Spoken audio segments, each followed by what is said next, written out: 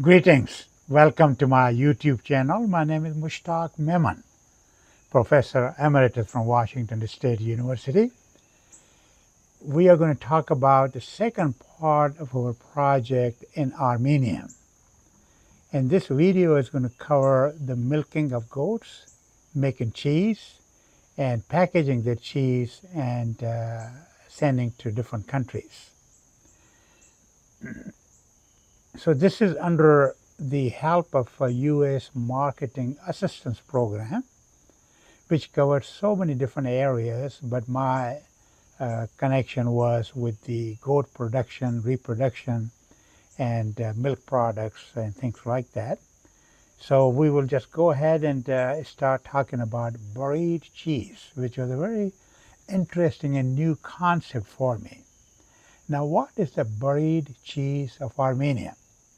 Well, it goes back to centuries-old culture where this traditional cheese made from cow or goat milk, or mixture of both, and then stored in individual clay pots, then buried in mountains for a long time, at least for 6 months, to mature and then consume.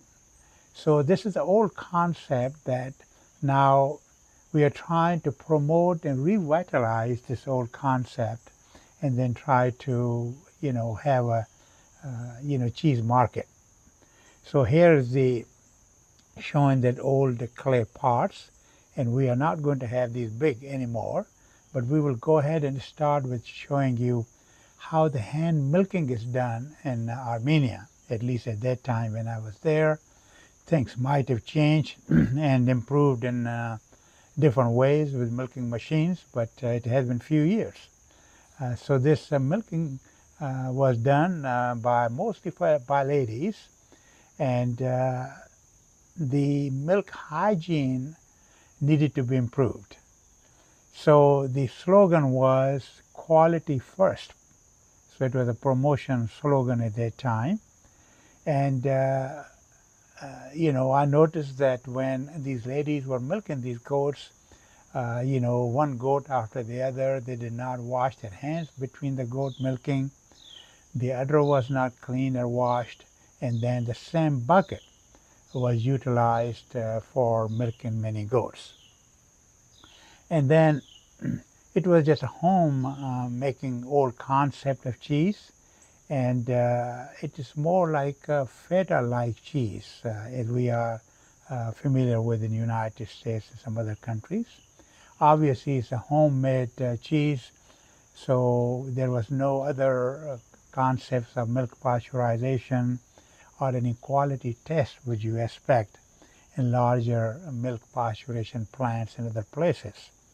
Like here in this picture, you see this lady has found that the doorway is the best way for her to sit there and then try to control this goat to milk her. And she had quite a few goats there in the room, so that she can with the help of her one of her child, goat were brought in, and then milk was collected in different buckets. So what this marketing assistant program did was that they tried to create this milking cooperatives where people can help each other and also utilize the facilities for the same purpose.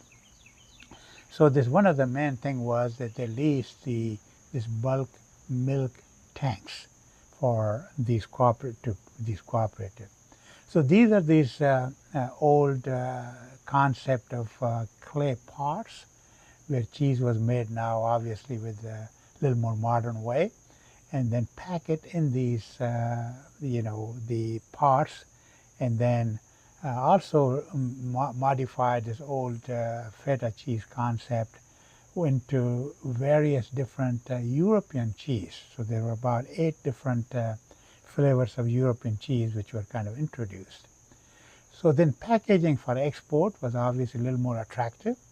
So on the top is a wax layer to protect the cheese, and then attractive labels. As you can imagine, marketing was very well thought of. So as you can see, for sending this cheese to European countries and many other places. So this label was done in English language.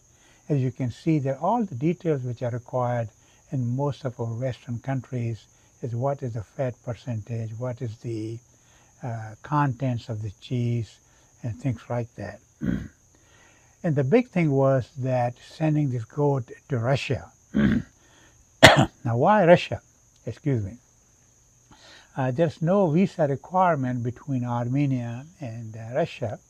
So, as I was told, more than 1 million Armenians were working in Moscow alone. So these Armenians come and go and work over there, come back. So they really wanted to have this buried cheese there. And I was told that they cannot keep enough these buried cheese containers on the shelf. So it was quite a bit,